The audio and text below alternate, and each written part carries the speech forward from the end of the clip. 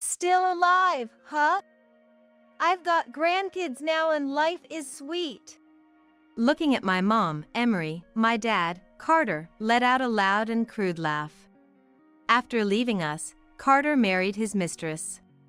Since then, he had a son, and recently, even a grandchild it seems. He proudly introduced his own family. Then, he started to passionately explain how much better his life has been since leaving Emery. In contrast, you're living this meager life in a shabby hotel, working part-time. Truly pitiful. His mocking tone is as obnoxious as ever. It's been a while. I glared at Carter. Then, Carter looked surprised. Could it be Amelia? This is great.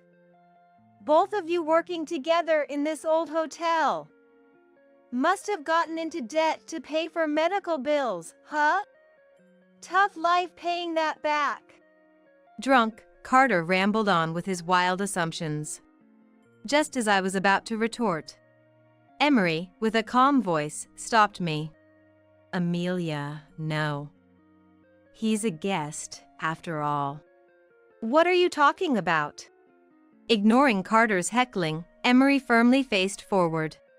Then, she declared, I'll introduce you to a company that's been around for 17 years, and a daughter's family. Huh? Carter looked dumbfounded. Following that, Emery shared facts that left Carter speechless. My name is Amelia Jones.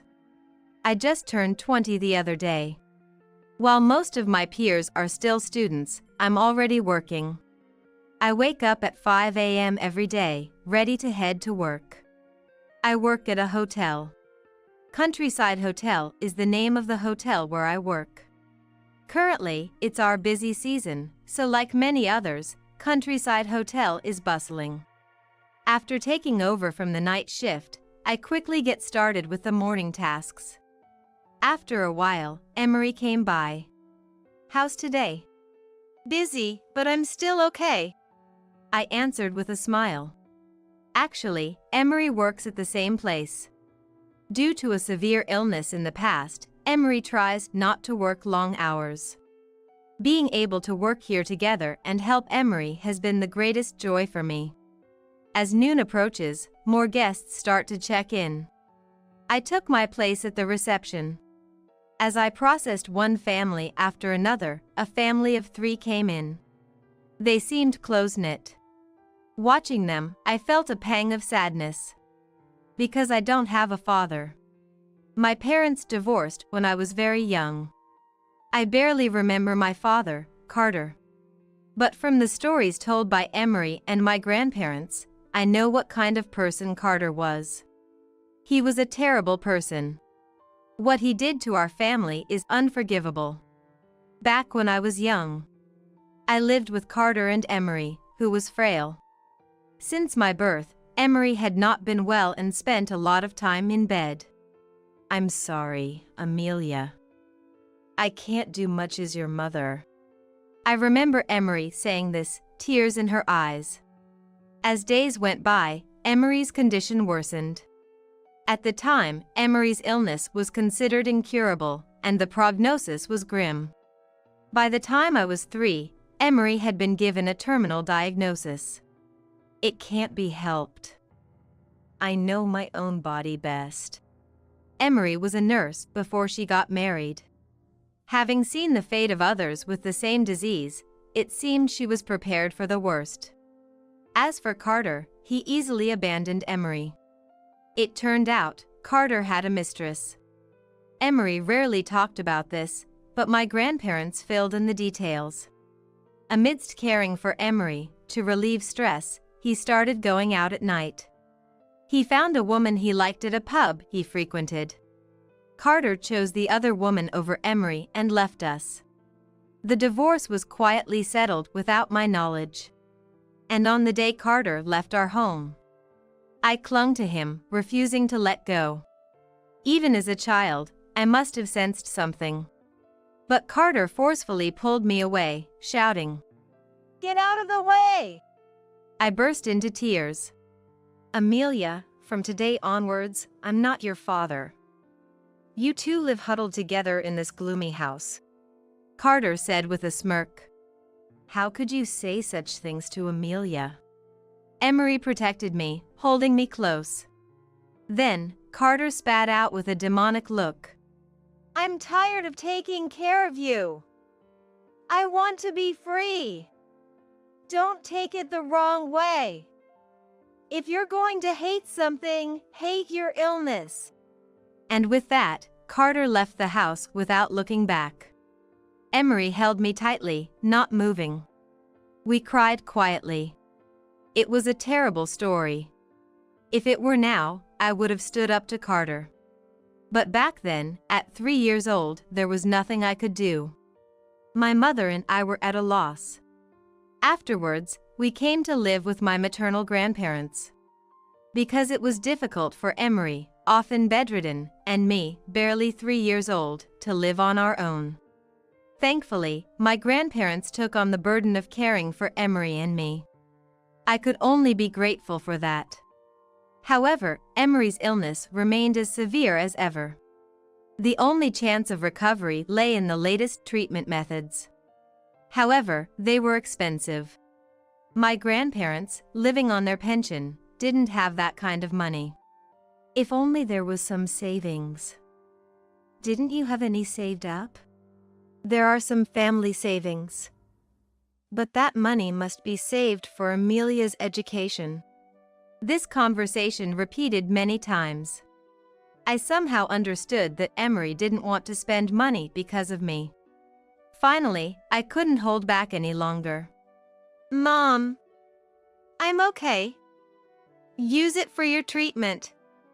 When I grow up, I'll take care of myself. More than anything, I want Mom to get better." I spoke through tears. Initially, Emery refused, but after persistent persuasion from me and my grandparents, she seemed willing to use the savings. I didn't care about school. As long as Emery got better, that was all that mattered. Money, we could figure out something. I think I said something like that. Then, in place of the bedridden Emery, my grandmother went to withdraw the money from the family account. But we were faced with an unforeseen situation. The family savings Emery had been diligently saving were completely gone. The only other person who knew the account's PIN was Carter. The money had to have been withdrawn by Carter. We were devastated. Just when we saw a glimmer of hope, Carter's actions once again stole our future.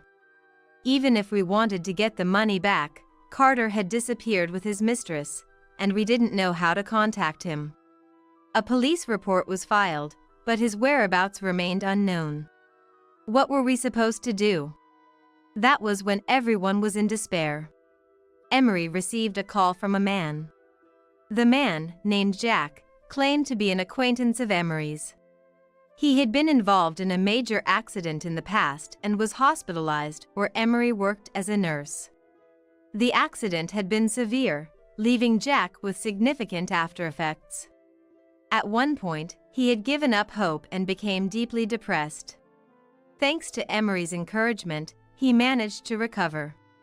After regaining his will to live, Jack started a business. The business took off, and he achieved social success. Since then, he had kept in touch with Emery, updating her about his life about once a year. When he learned about Emery's situation, he offered to pay for her treatment. We were astonished. Emery felt it was too much and tried to refuse. But Jack insisted. "Thanks to Emery, I was able to recover. I want to repay that kindness." Emery still refused stubbornly. But Jack didn't give up. "If that's the case, there's something I want you to do in exchange for the treatment money," he said. Hearing what he proposed, Emery hesitated. She was unsure if she could do it. But Jack assured her. "You can do it." With those words, Emery decided to accept his offer. This turn of events was completely unexpected. Emery, who we thought had no more options, was able to receive treatment. There was nothing happier than this. But of course, she didn't get better immediately. It took time to return to her original health condition. She had to take a lot of medication and visit the hospital for many years. Finally, Emery recovered enough to live a normal life again. We could only be thankful to Jack. Afterwards, we started working together to fulfill Jack's request. I came back to my senses. I couldn't help but reminisce about the past. I needed to focus on my work. With that thought, I proceeded with one task after another. After guiding a group of guests, it was during that brief moment of respite. This is a famous hotel, right? Thought it'd be more flashy than this. Hey, I was expecting something more luxurious. Well, I guess it holds value for poor people, doesn't it? A rather rude couple appeared. Both seemed to be in their 40s, with a few children trailing behind. They looked like a family. Nothing particularly unusual. Yet, their vulgar manner of speaking left me feeling somewhat unpleasant. I proceeded to check them in, asking the man for his name. Smith. Carter Smith. The man responded indifferently. Hearing that name sent shivers down my spine. Smith. Carter? That was my dad's name. Carter, who abandoned me and Emery, someone we hadn't seen in 17 years. To think we'd run into each other here. The woman next to him must be Carter's mistress. Likely now his wife. Her name, if I recall correctly, is Elena. The sullen young boy behind them must be their child. The likeness to Carter is a clear giveaway. Lastly, a girl carrying a baby walked in. Perhaps a sibling? There were 5 of them in total. No doubt about it. Carter was here on a trip with his new family. He hasn't noticed me. Naturally. The last time we met was 17 years ago. I, who was 3 years old at the time, have grown up. Carter leaned on the counter, looking annoyed, and said, So, when's the meal?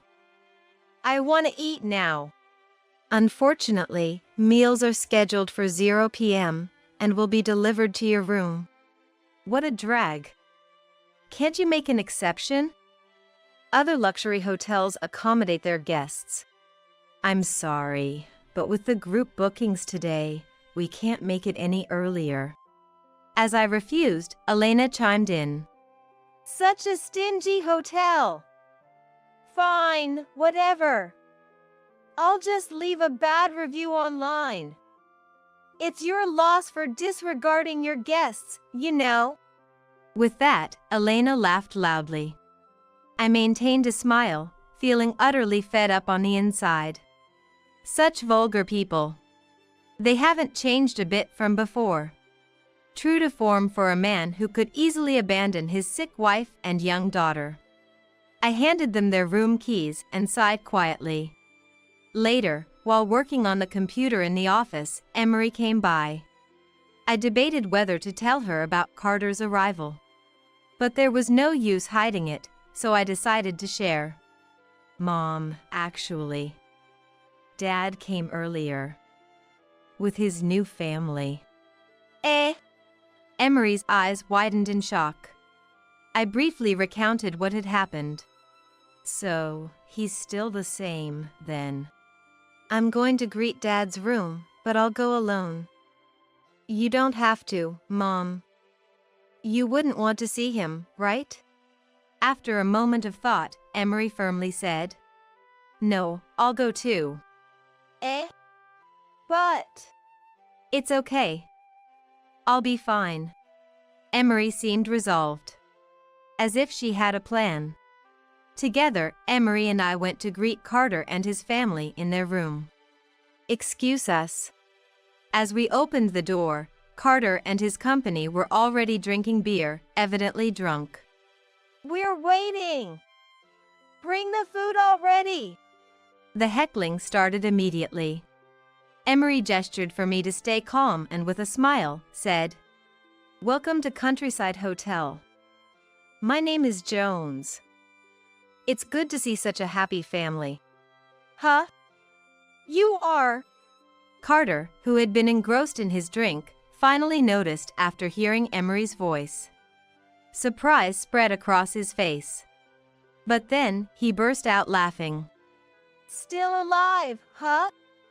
I've got grandkids now and life is sweet. Carter laughed loudly and vulgarly. He went on to introduce his family. He had a son with Elena, Jackson, who was already married. The girl next to them, Caroline. They were both 18. Jackson and Caroline, who were high school classmates, had to drop out and marry due to pregnancy, Carter explained proudly. Caroline was holding their child, Carter's grandchild, named William. Carter continued to boast about how much better his life has been since leaving Emory. In contrast, you're living this meager life in a shabby hotel, working part-time. Truly pitiful. Drunk, Carter rambled on with his wild assumptions. I couldn't help but speak up.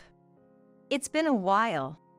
As I glared at Carter, he looked surprised. Could it be Amelia? This is great. Both of you working together in this old hotel.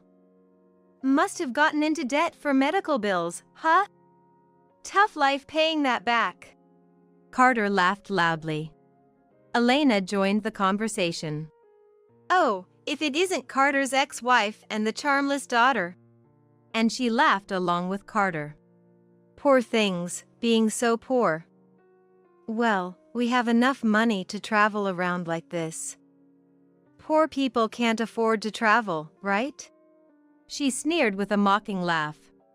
Despite reminding myself that they were guests, my anger was hard to quell.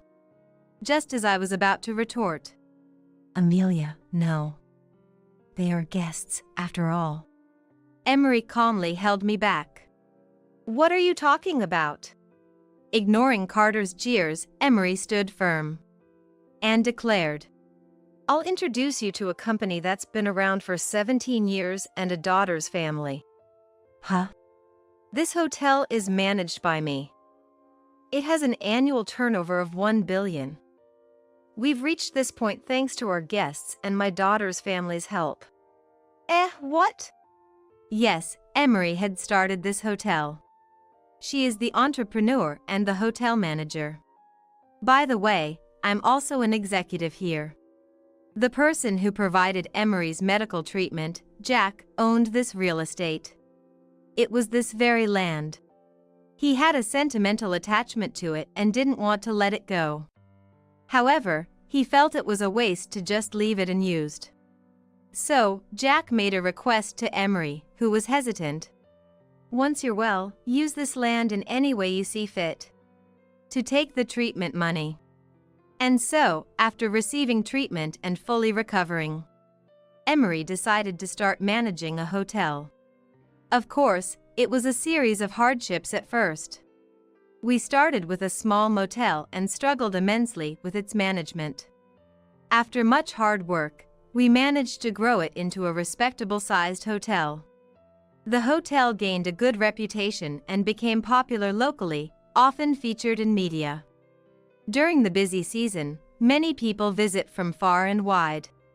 We were living a busy yet fulfilling life. Emory proudly stated. And this is my new family. Executive Amelia and, come over here. Emory called over a man in a suit who was walking down the hallway. Did you call me, Emory? This is Owen, our executive director. Owen is Amelia's husband. Nice to meet you. Owen, looking somewhat confused, greeted Carter. I had just recently gotten married. Owen is 23 years old, 3 years older than me. A talented hotel manager, he was a business student when Emory was featured in the local newspaper. Studying management for small and medium-sized businesses, he came to interview at Countryside Hotel. Impressed by Emory's story, Owen decided to work here after graduation. His effective management strategies soon led to even greater fame for Countryside Hotel. Owen, known for his diligent work and honest character, was popular among the staff. Of course, I was one of them. After mustering the courage to confess, Owen reciprocated my feelings. And recently, he proposed, leading to our marriage. Carter and his family were dumbfounded by us. It makes sense. They had ridiculed us for being poor, never imagining we were the management. Carter's hand trembled with his beer, seemingly overwhelmed with frustration. He glared at us, unable to find the words to retaliate. What's wrong, Carter? Say something. Elena prodded Carter. But, possibly sobered up by now, Carter remained silent. I, too, am as happy as you. Having such a wonderful family and a hotel to boast about, always visited by lovely guests. Compared to that, indulging in luxuries seems like a trivial distraction, Emery said with a broad smile. Elena could only grind her teeth in response. Following Emery's lead, I stated clearly with a smile. Please, enjoy your stay. Back in the office, Emery simply stated, if you don't speak up clearly, those people will get carried away. That's true. I nodded. However, they were beyond our expectations. By night, complaints started coming in from other guests. Apparently, there was a fight in the hallway between two men. When Owen went to check on things, it seemed that Carter's son, Jackson, and another male guest were having trouble. Apparently, Jackson, who was walking while looking at his mobile phone, bumped into the male guest. Despite this, Jackson did not apologize. Instead, he started to pick a fight. It was about to escalate when Owen stepped in and finally calmed things down. But it didn't end there. Caroline, Jackson's wife, left the baby's diapers around without disposing of them, leading to more complaints. Moreover, they tried to take as much food as they could from the buffet in containers back to their room. They didn't care even when cautioned. It was unbelievable. They had no common sense at all. And their rowdiness didn't stop at night. They kept making noise until the morning, causing guests in nearby rooms to complain, we can't sleep because it's too loud. What terrible people. There was no choice left. We decided to refuse the Carter family's stay from the next day. The Carters were guests. But that didn't mean they could do whatever they wanted. We also had a duty to protect our other guests. Owen said, I'll go tell them. They might make a scene if we say that. It's dangerous for a woman, so I'll go. But it seems Owen's attempt was unsuccessful too. Shortly after, the disgruntled Carter family and Owen, making an X sign with his hands, came to the reception counter. Owen whispered to me in a low voice. Sorry, they wouldn't listen. They're making a fuss, demanding to see the hotel manager. Emery hadn't arrived at work yet. I had to handle it. I'm sorry, but we have the right to protect our other guests, so could you please leave? I said it as politely as possible, but it was clear they weren't satisfied. Carter and Elena were whispering to each other. Then, they suddenly started laughing sinisterly. I had a bad feeling. If you're going to say that, we'll leave. But in return, make our stay free. What? Of course. We were planning to stay for a week. Now, you're kicking us out after one night for your own convenience. And on top of that, you want to charge us? Huh? I should be the one getting compensation. I was dumbfounded by Carter's unreasonable demand. Elena quickly backed him up. That's right. Even if you're the owners, business is ultimately about the customers. The customer is God, right? If you don't comply, we'll write all over the internet that this hotel is the worst, right? Jackson. Elena called out to Jackson. Then, Jackson proudly took out his mobile phone. Yeah, Mom. I'll record this hotel and spread it. The worst hotel that ignores guest requests. Jackson began to film the reception and our faces with his mobile phone. Wait, please stop. If this happened, our business would be ruined. I panicked. Then, Emery, who had just arrived at work, came to the counter and shouted loudly. Amelia! I've called the police. Thank you, Mom. It seems the only way to calm these selfish people down was this method. Carter clicked his tongue at the mention of the police and tried to flee. But it was too late. Owen and other employees rushed out and restrained the Carter family.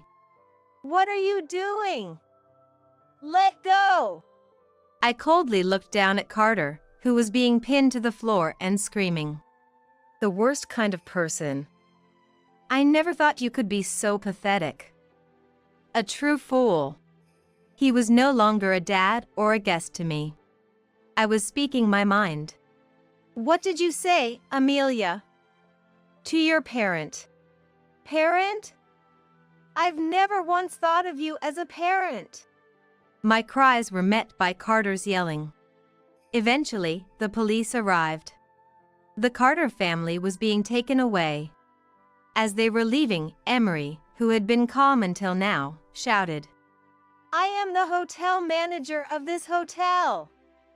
I cannot forgive those who unfairly defame it. Please leave. The Carter family, looking bitter, were eventually pushed into the police vehicle. And then, the car left. Mom, that was really loud. I didn't know you could raise your voice like that. When I said this, Emery responded with a calm face. Of course. I couldn't possibly stay silent after being ridiculed like that. Then she returned to her usual peaceful expression. That's so you. Just as Grandpa used to tell me. Owen's words were casual. I felt a bit taken aback. Grandpa. Owen momentarily had a look of regret. But he quickly recovered and began to speak. No, actually, my grandpa was taken care of by Emery when he was hospitalized. That's why I've always heard about Emery since I was a child. She's someone who gave hope to my grandpa's life. I've always been curious. That's why I came to do a report on the Countryside Hotel when I was a student. Your grandpa is, don't tell me. Owen mentioned his grandpa's name. There was no mistake. It was the name of Jack, who had paid for Emery's medical expenses. That can't be. Why didn't you tell me? Owen slowly said to a shaken Emery. My grandpa hates imposing on others. That's why he asked not to talk much about him. So, that was it. That Owen's grandpa was the one who had paid for Emery's medical expenses. I couldn't hide my shock. After all, it was Emery's diligent nursing that had saved Owen's grandpa. It's a strange twist of fate, but perhaps the connections between people are meant to be like this. I thought to myself. Afterward, the Carters were arrested without much fuss.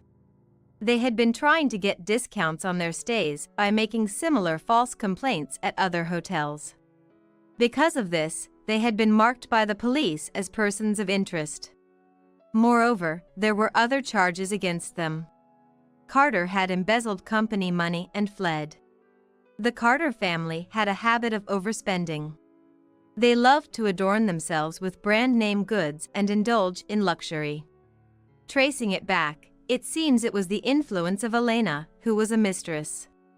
The fact that our family's savings were taken out was likely on Elena's orders. To fulfill her desires, Carter had been embezzling money from the company where he had worked for many years. Since Carter was the only one in charge of accounting, he had been able to cover it up until now. However, recently the company started to have audits. Carter, fearing the investigation would reach him, quickly resigned from the company. And then, he left the house with his family. The trip was a big lie. It seems they had been moving from place to place, dining and dashing, and staying without paying. Carter was being sued by his former company, the hotels he had stayed in, and the restaurants he had dined at. Of course, since the family was complicit in the dining and dashing and the unpaid stays, Elena, Jackson, and Caroline were also arrested. The Carter family ended up together in jail. However, William, the grandchild, being just a baby, was apparently left in the care of Elena's parents. The family was torn apart, but it was their own doing. A pitiful end for people drowned in greed. Now, they have plenty of time to reflect on their crimes behind the cold iron bars. Months have passed. I live my days much as I did before. Well, there is one change. It's about time you headed up. I'll take over the rest of the work. Don't overdo it, it's not good for your health. Owen says with a gentle smile, and I nod. In fact, I am now pregnant. I'm going to be a grandma soon. Time flies, doesn't it? Emery says with a laugh.